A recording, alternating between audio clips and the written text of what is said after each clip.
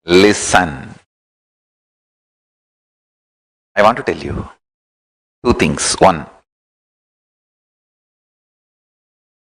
the scientific values. I was studying what makes something as a science, the definition of science, what makes something as philosophy, what makes something as mythology, what makes something as history. I was studying the definition of the qualities and the substance.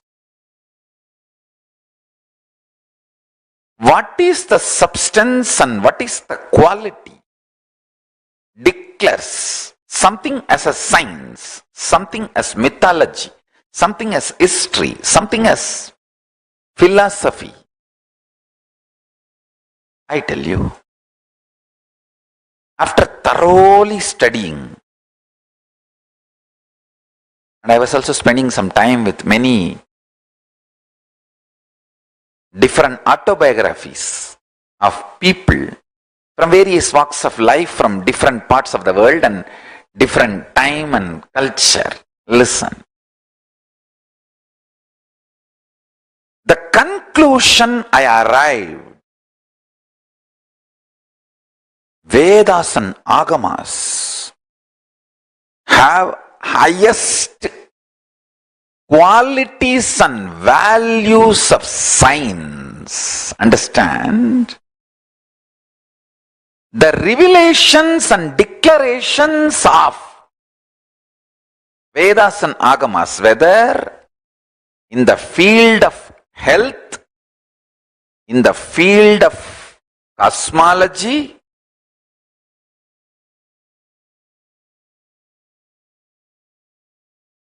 from simple healing your stomach pain to knowing the whole cosmos.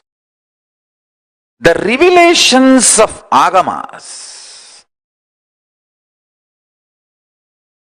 have higher quality and scientific values than anything declared as science in the world. Just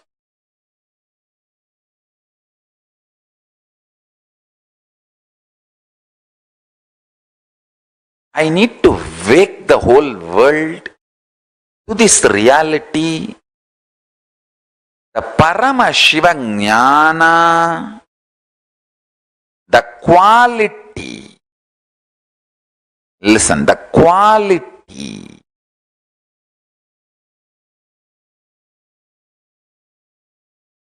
the values declared as the definition for defining something as a science. One example, that objectivity, ability to reproduce, reproducibility. There are multiple qualities of science. If you conduct an experiment, if you conduct a trial, if you observe, it should match all these scales. Only then you can call something as science.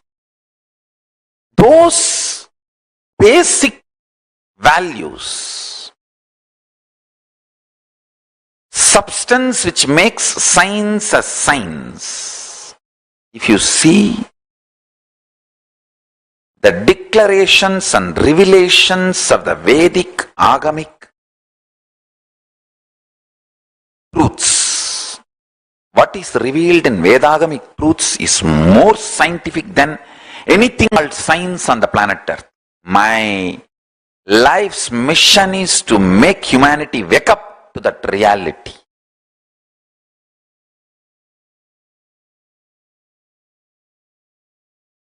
The first statement I am making, past can be completely changed, altered, transformed, deleted and made to disappear in parts or full, and rewritten as we want. I do not want to leave any doubt. That is why multiple words I am using. Past can be fully deleted, or half deleted, or partly deleted, deleted as we want. It can be transformed fully, partly, as we want. It can be changed, rewritten, fully, partly, or as we want. Understand?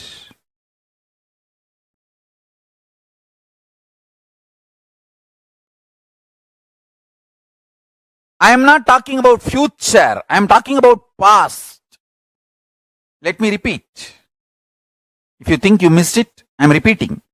The past which you think is over, gone, that can be changed, transformed, rewritten, deleted, fully, partly, or as we want, part by part, the parts which we want. Understand?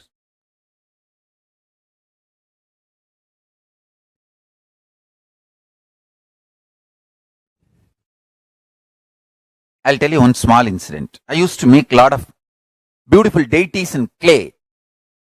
I'll collect the clay after the Ganesh Chaturthi. The vendors, the people who make clay Ganeshas, they are basically the traditional family of Kuyavar family. The families who make pots and sell in the village. That families, they make Ganesha during the Ganesh Chaturthi. They bring clay from their lake nearby their house and bring it to the main center of the small town. I don't want to say town. Those days it was not town. It was a small town. They bring the clay and make Ganesha and sell, and the remaining clay they just leave it and go. And the local shop owners, they feel that remaining clay is a big headache to remove. I'll go and collect all of it and start making deities out of it. So I used to make a lot of deities and keep for Navaratri and make Navaratri Utsavam. My neighbor, all my neighbors were part of larger family. So my neighbor, one of my grandmother, either they are part of the blood relatives or distant relatives or literally like a friends and same family. And neighbor, we had one of my grandmothers. I do not know how she is related to me directly or indirectly. Her name is Pattamma, we used to call, and she's a very sweet person. Her husband, one of the grandfathers, how directly or indirectly is related, I don't remember. He told me once, instead of wasting whole day making this deities on your own, just spend few rupee in the shop, you will get it and bring and keep it and celebrate Navaratri. Those days I used to be having darshan of Arunagiri Yogeshwara. I ran to Arunagiri Yogeshwara and said, my neighbor Tata is telling like this, Swamiji, what do you think? Can you tell me what should I do? He laughed and said, all the people who buy from the shop and keep, do you think they get enlightened? They get experience. It is not the deity, it is the time you spend, your energy, your involvement, that makes you enlightened. He made a very beautiful statement. எல்லாத்தையும் பணத்துக்கு சமமாக்குனா இப்ப மொத்தமா பணத்தை பேங்க்ல வச்சுட்டு நம்மளா செத்து போயிடலாமா? வாழறதாம்பா வாழ்க்கை. எல்லாம் பணத்துக்கு சமம் இல்ல. He told beautifully, living is life, not everything is equivalent to money. If everything is equivalent to money, we can put all the money in the bank and then die. Is that life? Understand? The click I had with Arunagiri Yogeshwara, with this teaching, he was telling, our involvement makes life. Our living makes the life. Then I realized why Parivrajaka. I used to think, those days, Paramacharya, we used to hear regularly, Paramacharya is walking from one place to another place. After 15 days, we will hear that he has moved to a nearby village. I used to think, why 15 days we have to waste by walk, going by walk? We can hire a bicycle. Those days, the bicycles used to be hired. In the villages, they will give the bicycle for hiring. 1 hour, 60 paise. For 1 hour, the hiring charge is 60 paise. If you take 2 hours, 1 rupee. 20 paise discount. The bicycle they will give for lending. Lending bicycle used to be the tradition those days. I used to think, even then I never used to think that let us have a car and all that. We can just hire a bicycle for Acharya and he can bicycle and go to the next village within 1 day. Why 15 days wasting? I used to think. Now I understand. Understand now with 10 vehicles, 2 ambulance, kitchen caravan, restroom caravan, 10 vehicle, I am making people walk.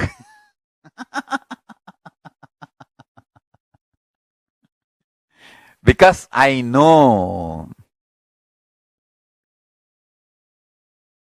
Listen, I am making this statement very consciously. Anyone intensely dives into the now, the present life, gets the power, not just rewriting or writing, creating the future as you want. You get the power even to rewrite, delete or transform the way you want with your past also.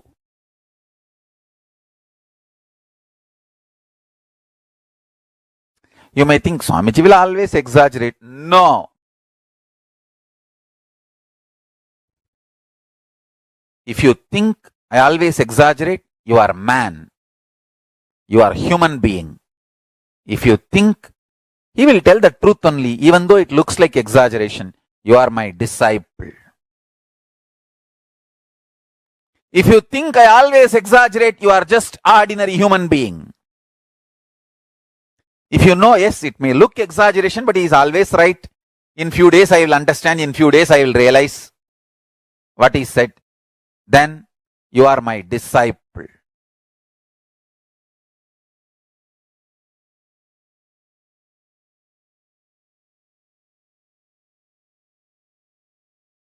If somebody slaps you, the pain of the slapping disappears in few minutes. But the suffering that he slapped, the psychological effect, who slapped, why slapped, and all the repercussions, that continues to haunt you. Understand? That is why I am saying the matter is different and mind which perceives the matter is different. All suffering is from mind, not from matter. Matter maximum can cause only pain, not suffering. Suffering is from mind. The buddhi, decision maker,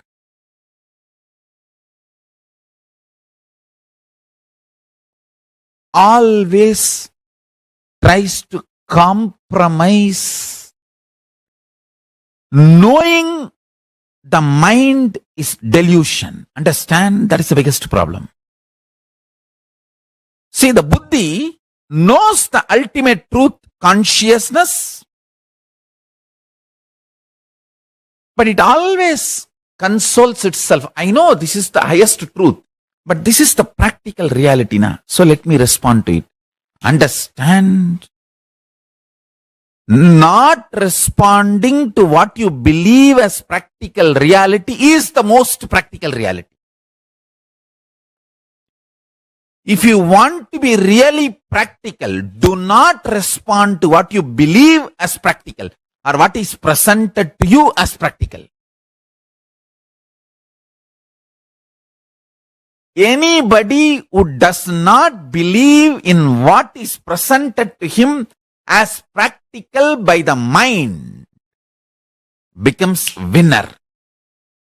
The most intelligent game in the life is do not believe what is presented to you as practical by the mind, because mind is waiting to get hurt and it is loaded with the wounds of the past. It is going to only repeat the pains of the past into the future or make you believe the pains of the past is going to come into the future so you can continue to be the slave of the mind. Understand? Mind is like your senior subordinate. He wants to keep you under his control. He can keep only if you are continuously in problem.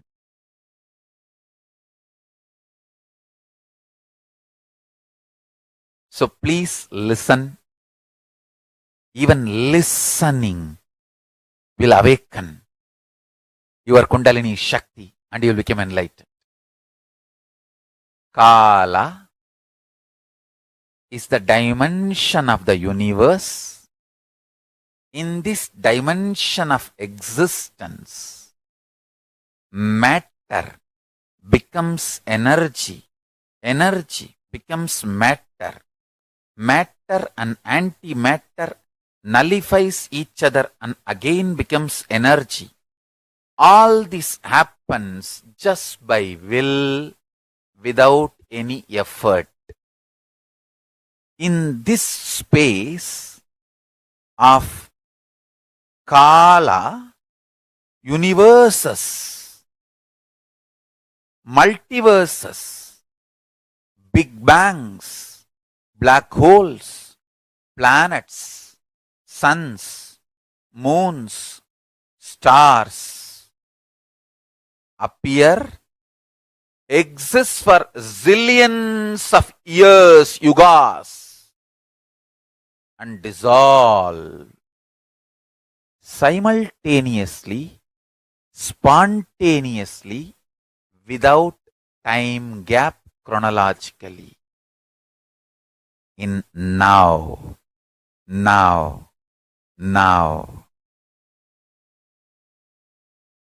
Please zoom out and meditate on this.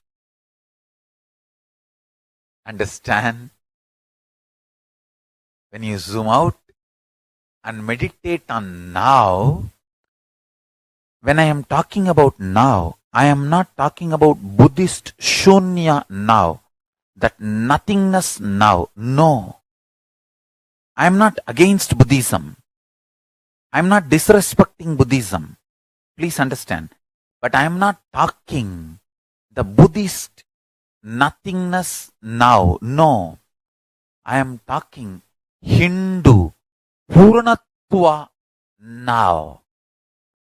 In Hinduism, now present moment is the moment, is the time where your consciousness meets Kala, where Kala enters your consciousness.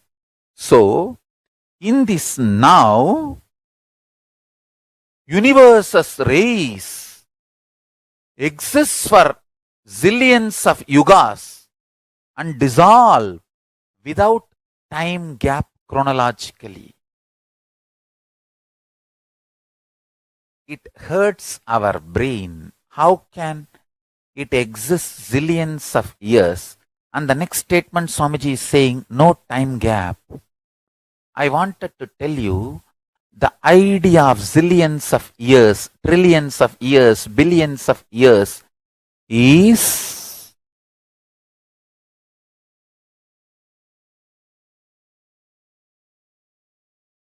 relative existence, not existential reality.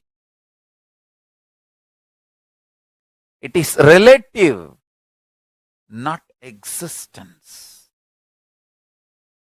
Whoever meditates on the existential reality gets enlightened, gets liberated, downloads powerful strategies for life. Understand?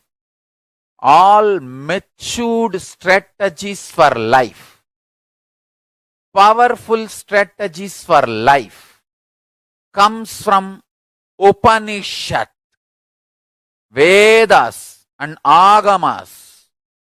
Vedas and Agamas are Akashic records of Kailasa. Please understand.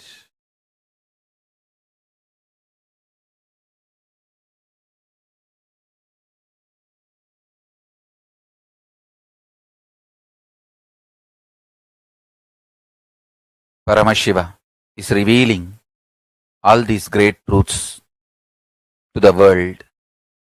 Please listen and internalize. All these truths are independently powerful and capable to make your consciousness into superconsciousness. Your consciousness is the seed. It is a possibility. If you understand these great truths, it can flower into superconsciousness. The seed is waiting to flower to achieve its completion and fulfillment.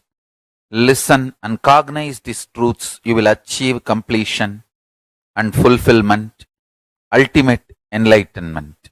Listen. The first truth.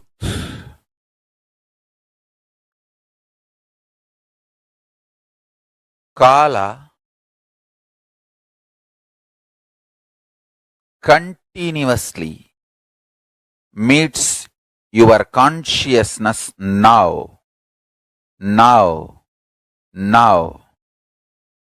So the mood of your body, your mind, your physiology, your psychology, you keep now, plays a very important role in your whole life.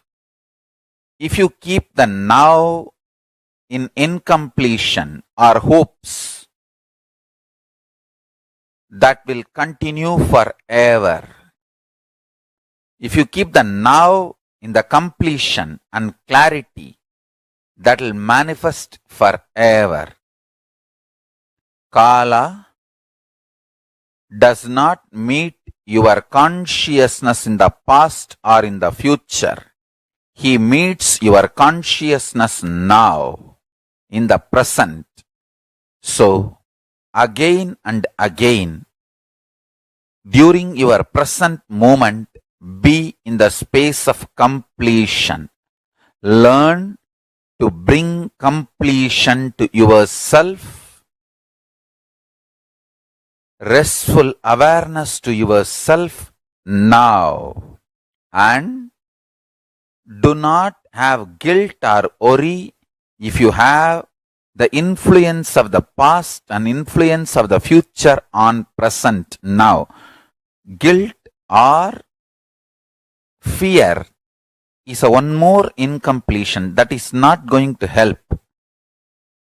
So, not engaging with guilt, not engaging with fear, unclutching with fear, incompletions, guilt is the right attitude. Understand the official attitude towards incompletions, towards guilt, towards fear is unclutching, and all the further manipulation of fears, if you unclutch, life will become worse. All those fears are manipulation of fears.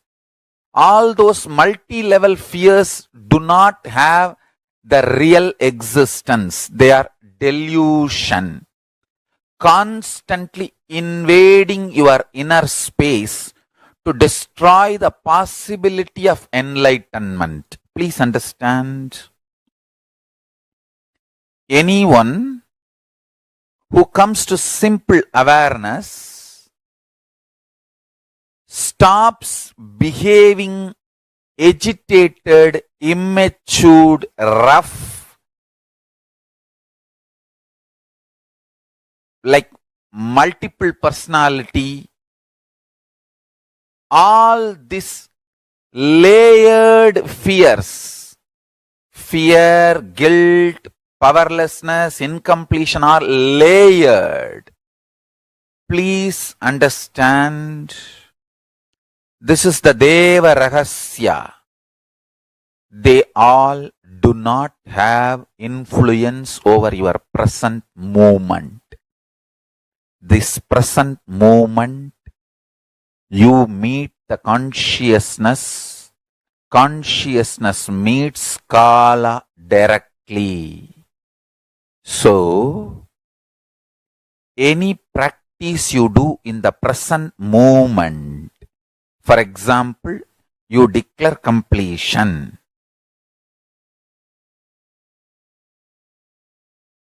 Immediately, even 2000 years of incompletion has no power over you. This is Deva Rahasya. Understand? This Deva Rahasya can empower the truth in you just like that. You can manifest Paramashivam now.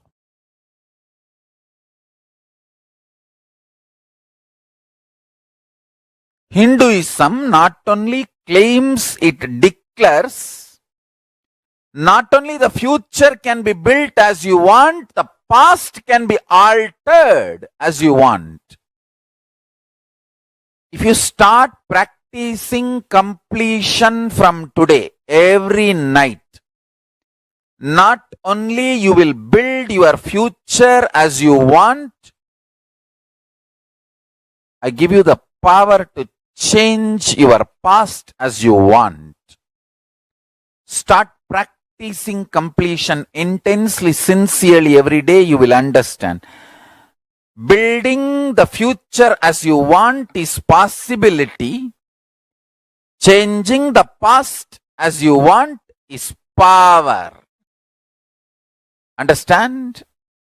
Building the future as you want is a possibility.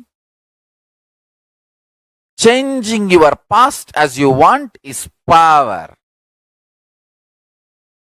This power and possibility, both possibility to build the future, power to change the past, both starts manifesting in you when you start doing completion intensely every day.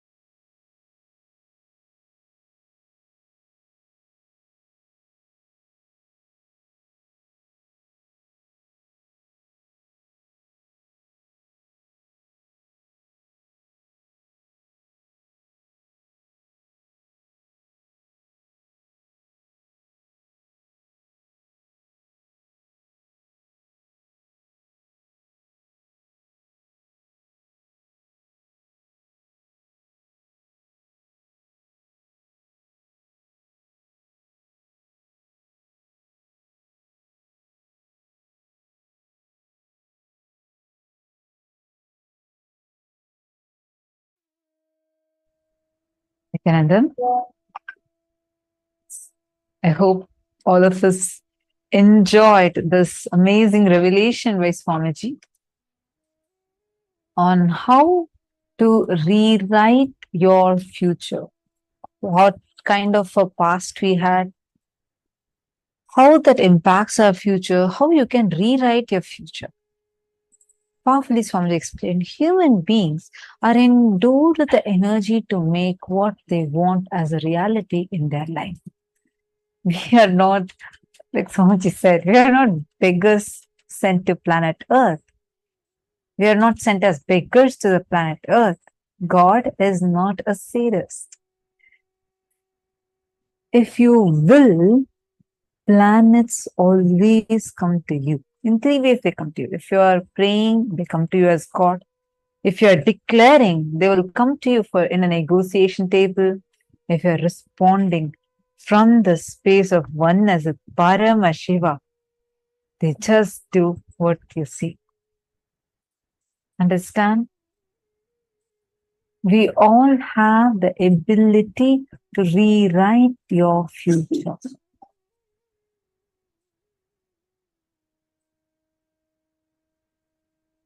You're going to plan your future from the space of Paramashiva. I request you all, if any of you have any question, or you do not know something, how you can get rid of something, feel free to share it. Maistak has asked a question: how to get rid of allergy due to feathers? Okay.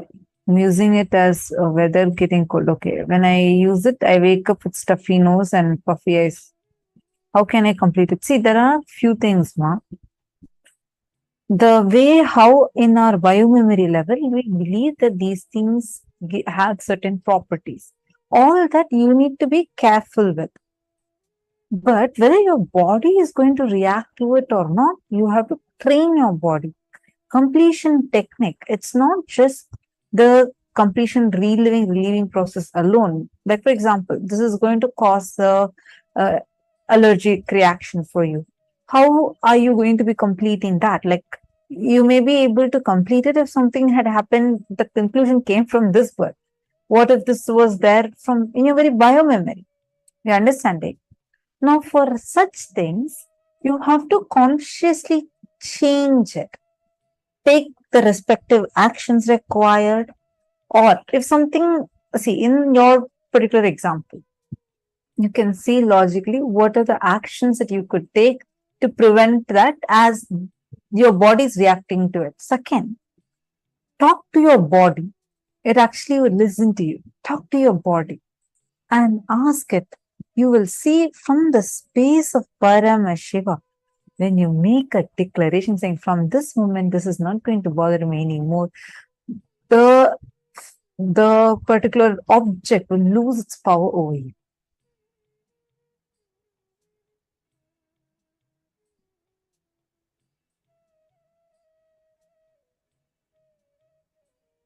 Now, how many of you understood about rewriting your future? Take a moment and please post here. What did you understand? What do you think as what you can do for rewriting your future? Come on. I remember an example that Swamiji gives. Swamiji says, actually, this is an example that Ramakrishna Paramahamsa used to give. If there is filth and there's a bowl of rice, if there is, let's say, there is, shit and this rice, if a fly goes and sits on this, comes and sits on this, goes and sits on this, comes and again sits on the rice, does this 100 times, will you be able to eat this rice? No, right? It sounds funny when we hear this. But that's exactly what we do with our life. We go back to our past, get some of it, and add it to our future. get some of it, add it to our future. And we expect our future to be different. Understand, you are constantly creating your future by taking some past and adding it to your future and expecting future to be a completely new dish. Come on, you have added it from your past. You have to see how you are adding constantly a past reference to your future and manifesting your future exactly like your past. That's why we have many incidents that feel very repetitive. You may say, no. What do you mean by repetition? I meet new people, different times. I have different types of things. I have grown a lot. I have matured a lot. True. Definitely you're matured. But there are some paths where you're exactly repeating from your past to your future. Even the conclusions, the reactions that you carry, the conclusions that you carry inside your body. Like this, there are multiple things that you just take from your past, add it to your future. Take from your past and add it to your future. And expect it to be something new. Someday, something will happen and everything will become all right. Till then, I just need to bear with my mother-in-law. You are projecting your math teacher on your mother-in-law and you expect that, oh, someday she will change. It's not her. Here, you are the person who's projecting it. It's like life is like an empty white board. How you take a projector and project on the whiteboard for seeing the images, or white wall, white screen to see the visuals. Same thing. Life is like a blank canvas. You are projecting what you want and you see what you see because you are the one who's projecting that.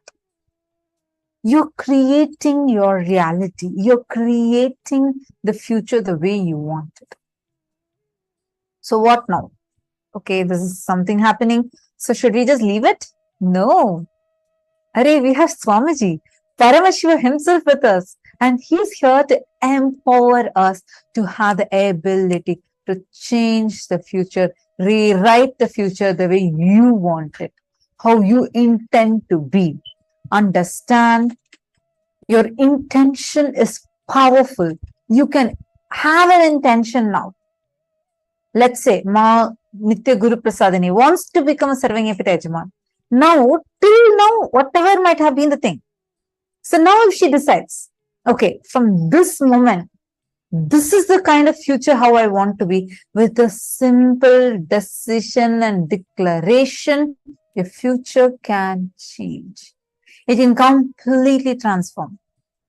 Now you will say, what are you saying, Mom? I have had so many desires. You don't know, every day I have a long list, a wish list that I want to give to God. And I'm waiting for that one day that something really miraculous had happened. No, understand, success, winning is a habit. It is not a one-time thing. It's like how Swamiji mentioned yesterday, it's a habit. You need to make it as your lifestyle. When you decide and make a conscious declaration from the space that you are Paramashiva, it will happen. It will just happen.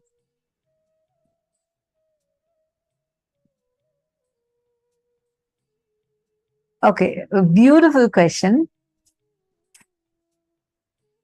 Ma Paramashiva Shaktini has asked, Ma, I don't know what kind of situation that we do declarations in, and what kind of situations do the 4 points completion just now. Every night, sit and do completion. Every night. Make it as a lifestyle to do completion. Complete it your entire day. Relive and relieve yourself. In Gurukul, actually, we all used to do this, where we literally do remember our day in reverse order. Usually, we remember our day from starting till end, right? But just before we go to sleep, we go over our entire day in reverse order. actually that will make you so much more conscious, and you'll actually see what all are the thought currents you had, and will relive and complete with those. If any powerlessness is there, you'll actually complete with those. It's very powerful process. Try it and see.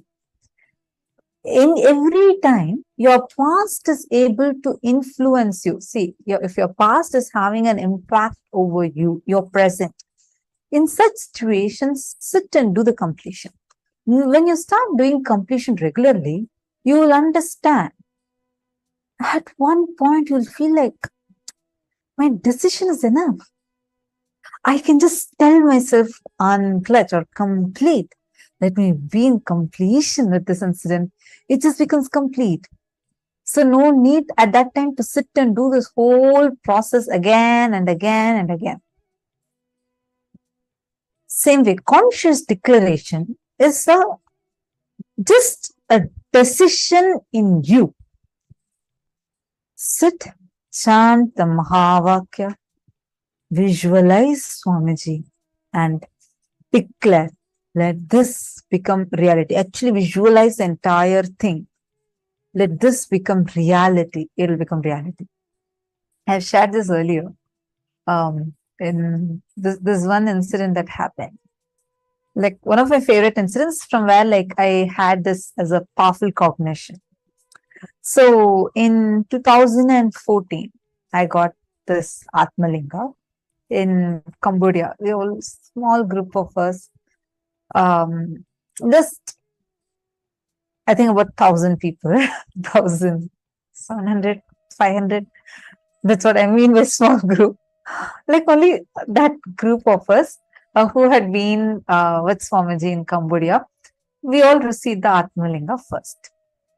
No one else had this Atmalinga. And Swamiji had said only one Atmalinga per person, and you can't get a second one. At that time, initially this was the thing. So you can only have one Atmalinga per person. Swamiji had blessed and given the Atmalingas to us. No one else had, and everyone, all other people, like all other Sangha people, even many of the Gurukul kids who did not have, everyone were like, oh my God, can I just see your Atmalinga? See your Atmalinga. It was like, such a thing that they all wanted to see or at least touch once. It was so precious. And so in Gurukul, only a few handful of us had this Atmalinga. So the many kids used to keep coming and asking me, hey, can you show your Atmalinga? And they'll come, they'll touch it, they'll, pray. So I'll always carry my Atmalinga in a small box in a bag. This particular day, it was, I think, Swamiji's Jayanti or Shivaratri, one of these two. So there was grand celebration in the Adinam. Literally, people from all across the world flew in to celebrate. The whole Adinam was crowded. Anywhere you see, you'll just see crowd everywhere. And people all had come, and we were like celebrating grandly. The celebrations are going on. It will start from in Adinam with Swamiji. You never need to ask. It starts early in the morning and goes on and on even till the next day. So celebrations are like non-stop. We have rituals, we have like culturals, we have procession, and with Swamiji having the darshan, individual darshan, and Swamiji will give individual darshan for every single person that would have come.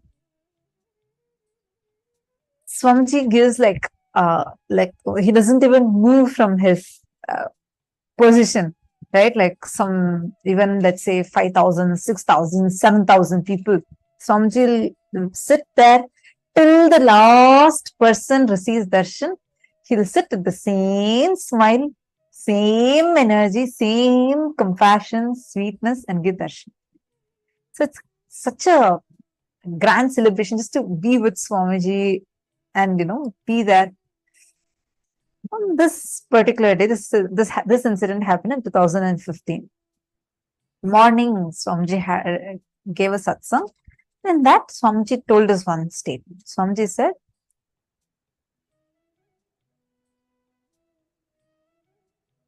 just make a declaration, even mechanically, if you declare that if I am Mahadeva, let this happen. Just to show you the declaration is true and you are Paramashiva, you are Mahadeva, Paramashiva will just rush and make what you want happen.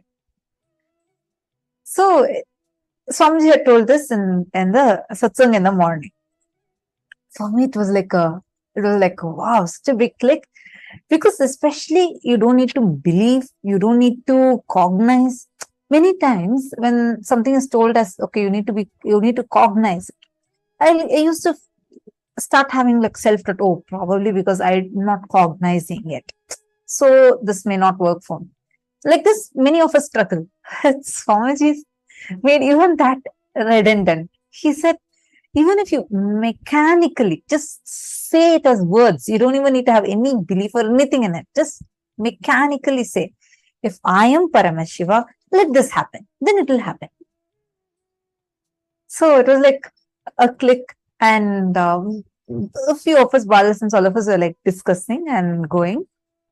That evening, we had Rudrabhishekam. So in Adinam, we have a huge pond, a healing pond with 21 feet tall Shivalinga made of Navapashana, 9 different poisons mixed in the right proportions to make the most powerful medicine. Like it's so powerful that if you pour milk for Abhishekam, for normally milk, especially when it's outside, it will get spoiled within 1 day, 2 days. But this milk will last even for a week or more without getting spoiled. That level, the whole place is so powerful that even milk does not get spoiled. Like understand and see what kind of a healing energy this has. And it is surrounded by 10,008 smaller Shivalingas, where like all of us sit and offer the puja, Abhishekam. So we all were doing the Rudrabhishekam. I had taken out my Atmalinga, kept it on the bigger Shivalinga, and I was also doing the puja, did the Abhishekam, and everything else I had packed. I don't know, somehow, I think I missed my Atmalinga within that itself. I packed everything and put it in my puja kit, like all the Guru Padukas, everything else, and then we left from there for the procession. While we were like moving for the procession, midway, one of my friends came and asked me, hey, can you show me your Atmalinga? I want to see your Atmalinga. So, like as usual, I go put my hand in the bag and open the box. Atmalinga is not there. For a moment, I thought she's playing with me. So I asked her, hey, did you take the Atmalinga? She's like, no, I really did not take. I was trying to know, some of these Balasins are making fun of me or something. They would have only surely taken the Atmalinga, and I'm trying to ask everyone. Nobody had it. I was getting really scared because Swamiji had told at that time only one Atmalinga per person, like you can't get a second one. I was really getting scared. I'm like, did I just lose my Atmalinga? I'm looking around, looking inside the bag. It was not there. And I asked my friends, I looked into her bag, I checked everywhere. Nowhere Atmalinga was there. Searching, couldn't find. And procession started by then. So Swamiji was sitting on the chariot, and it's a beautiful chariot. Swamiji was sitting on that, and he was coming around, and the entire crowd with loud music, having the colorful umbrellas, alavatans, and like, it's such a celebration. The instruments, you're dancing, jumping, they're bursting crackers. It's like at least 2 hours the procession, or I think more than that. It will be such a grand, long procession. Everyone will be dancing the kirtans and coming. It's really like you will never see such grand celebration anywhere. It will be whole group, like all the thousands of people will be jumping and dancing. And Swamiji will be in the middle, and it will be such a feast for all of us to just enjoy it. Then my heart was like racing. I didn't know where my Atmalinga was. I need to get it right now. Then one of my friends told, did you pack it along with your puja kit? Did you pack it? I checked in my puja kit bag. It was not there. Nowhere it was there. Then I thought probably I missed it in the Vaidya Sarovar. So, means the place where we did the Abhishekam. So, me and my friends, we went there and tried checking. But by the time we went, already a group of volunteers had cleared up that entire area. So, there was nothing, not even a single flower was left behind. I was feeling really, really scared, sad. Like I wanted it, so desperate to get it. All kinds of emotions are happening in me. Just then I remembered what Swamiji had told in the morning satsang. So I said, Swamiji said, when mechanically if I declare that if I am Paramashiva, let this happen, it should happen. So I said, I am declaring. I called a few of my friends also in front. I said, all of you are a witness. I am making a declaration now that if I am Paramashiva and if everyone around me are Paramashiva, by tomorrow morning, 8 a.m. sharp, 8 a.m. Indian Standard Time, sharp, I want my Atmalinga in my Atmalinga box, exactly the way how I will keep it. And I made the declaration. I was so sure, see, Swamiji has told it will definitely happen. I was more curious as to how it's going to happen. And that whole night, I remember, I think this is Jayanti day, if I'm not wrong. Swamiji's Jayanti day. So, like the whole night, I was like trying to open the box and see once in a while, did it materialize or did someone come and keep it inside? Full night passed. No change at all. I didn't find my Atmalinga yet. Next morning came. I tried going back to check if Vaidya Sarovar anything is there. Nothing is there. Yoga got over. Puja got over. 6 a.m., 7 a.m. Only 1 hour left. I still did not get my Atmalinga. I was trying to see again and again. I tried opening and closing the box a few times, thinking somehow it will just materialize or something will happen. Nothing happened. 7:30. Only half an hour left. According to my declaration, by 8 a.m. it should be here. 7:45. 7:58. Like there's 2 minutes left. Still, I did not get my Atmalinga back in the box. I was really getting, like, I was panicking by now. Swamiji has told, so it has to happen. And there's like only 2 minutes left. And I need Atmalinga, it should be inside. 7:59. There's a minute left. And there used to be a bell that goes on. For a minute it will go on just before 8 a.m. 8 a.m. was a satsang time. So before 8 a.m. there is this, for almost a full minute, one bell will be ringing in the meditation hall. It will be like tin, tin. So that sound started. Really, I was like getting really, really panicky now. My thing was by 8 a.m. my Atmalinga should be there.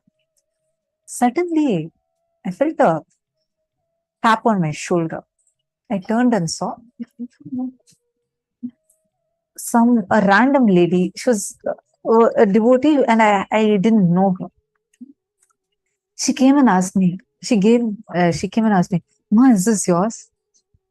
And she gave me my Atmalinga. It was 7:59. It was 7:59. She gave me my Atmalinga. And I couldn't, like, I was shocked. Like, I had no idea who she is. And no one except for few of my friends even knew my Atmalinga was missing. And she comes directly. She doesn't go to anyone else. She just walks straight, comes to me and gives this Atmalinga. I checked. And it had the same kumkum that I had put the previous night and the previous evening, and the same chandan, everything was there. And so I was sure this was my Atmalinga. And I asked her. So by exactly, and I put it in my box, I closed it and kept. I saw that time, it was exactly 8 a.m. So exactly the declaration I made, Swamiji made it happen. I was quite curious. I asked her, I don't know you, nor you know me. How did you come and give this Atmalinga to me? And how did you know this was my Atmalinga? And then she said, actually, yesterday I went, from the time everybody went to Cambodia, and all the Cambodia Inner Awakening participants, the Shivoham program participants had received the Atmalinga. I was praying to Swamiji that I somehow need an Atmalinga. I also want to have an Atmalinga. So when I was cleaning the Vaidya Sarovar yesterday, I saw that this Atmalinga was there on the Shivalinga. So I thought how nice it is. I thought an Atmalinga was materialized for me. So I took that Atmalinga with me and I was keeping it. I was so happy thinking this Atmalinga is going to be mine from now. And she had taken that with her and she had gone to her room. And it's in the morning. She said she was still asleep. And she suddenly got a dream of Swamiji. And where Swamiji shows her my face and tells her to come and give Atmalinga to me. And that is why she immediately rushed. She just got ready and rushed. And exactly as per the declaration, just before 8 a.m., she came and gave my Atmalinga. And I still have it. And this is that same Atmalinga, and I still have it. See, this one incident for me, it was not anything else. That one declaration, mechanically, no some powerful cognition, no some visualization, nothing I did. One thing, Swamiji told in the morning satsang, even if you mechanically declare, he will make it happen. Just to make us realize that, oh, you are Paramashiva. See the extent to which he goes. He goes even to another person's dream, gives a darshan there and tells him just to make one declaration of yours to become reality. Understand, all of us here, all of us are having Paramashiva here with us. Paramashiva himself is physically here and he is giving you this knowledge. And just the moment you connect with him and the moment you declare, you will see he will rush to make that happen. That is why it's so sweet. It's not like, some visualization you need to do, some technique you need to do, nothing. You just connect to Swamiji. He will make it happen for you because he is just waiting to make us realize that we are Paramashiva. He himself is there residing inside us. Just the moment, honestly, I can tell all these cognitions now, but for me at that time, when I wanted it, right, like I needed my Atmalinga back, that was the only thing running in my head. And like I knew, Swamiji told in the satsang, so definitely, like if I do, it will work. But see, even if Swamiji had made it happen by Swamiji had manifested the Atmalinga by evening or even by night, it would have been a great, amazing experience. But he waited till the last minute because I declared saying 8 a.m. So he waited till 8 a.m. till that last minute. All kinds of fear, that panicking, everything, all drama happened inside. He just waited, played, and at last just showed, hey, I am here. Here I am manifesting it for you. Understand, same thing. Even in your life, many times you will feel like, oh God, like someone was saying the other day, oh, I have asked this boon and I'm waiting for this boon to happen. Be very clear. It is He who is playing with you. And look, because that became so special. Now what? It's almost 10 years, going to be 10 years. But still, that incident is so like vividly there inside. And this happened almost 10 years back. But that experience so strongly, it is there inside. Because that is the compassion of Paramashivam. He just wants to show to us that he is there for us. It is he who is playing this whole thing. Whenever any tough time comes, your incompletion you're facing, you're not able to face something, just remember this. It is Paramashiva doing this whole play in your life. Swamiji is doing the whole thing. He is just doing his Leela. Otherwise, see, every moment, whenever everything is happening nicely, we don't ever even understand or remember Paramashiva is doing all this. Only when problems come, immediately we point our fingers saying, oh, look, why God is giving me all this. That is why the moment, like I always feel, oh, this whole play he is just giving just so that when he just manifests for us, we understand how he is manifesting for us and the compassion of Swamiji, the compassion and love that he has for us and how he is manifesting for us. So I hope I answered your question. Just your conscious declaration is connect with Swamiji, and anything you declare consciously, it will just manifest for you.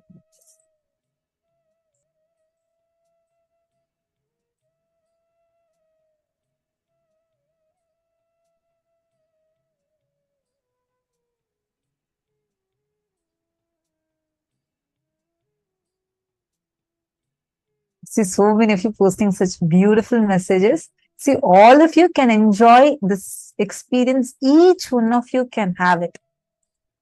For all of us, Swamiji has opened it up for every single one of us to be able to experience like this and manifest like this.